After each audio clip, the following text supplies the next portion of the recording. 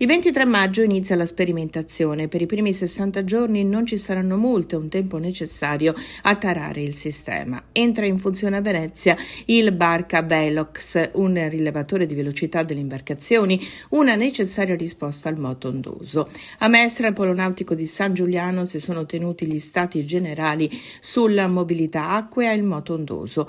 Un incontro a cui hanno partecipato i rappresentanti di più di 90 tra autorità e forze dell'ordine, enti, istituzioni e di tutte le associazioni di categoria e sportive, operatori, concessionari coinvolti in ambito lagunare. C'è questa grande innovazione a Venezia nella misurazione della velocità.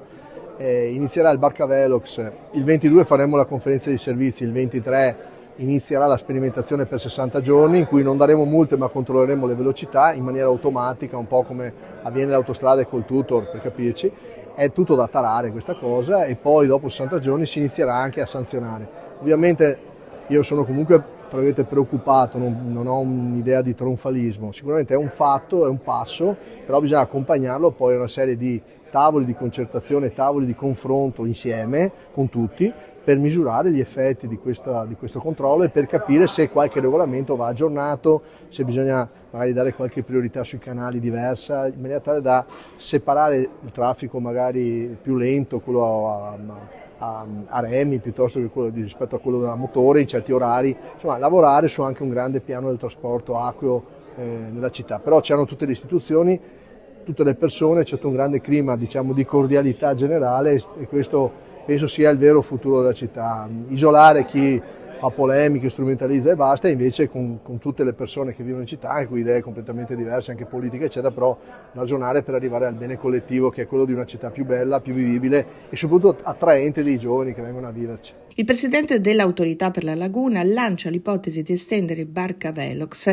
a tutto il sistema laguna, da Chioggia a Cavallino Treporti. L'unicità di Venezia si riscontra anche nella proprio proposta del Barca Velox. Basti pensare che il codice della strada che si applica dall'Alto Adige fino alla Sicilia è uguale per tutta Italia, ma c'è una norma specifica unica per il controllo della velocità in Laguna di Venezia, che è definita Barca Velox. Questa è una unicità.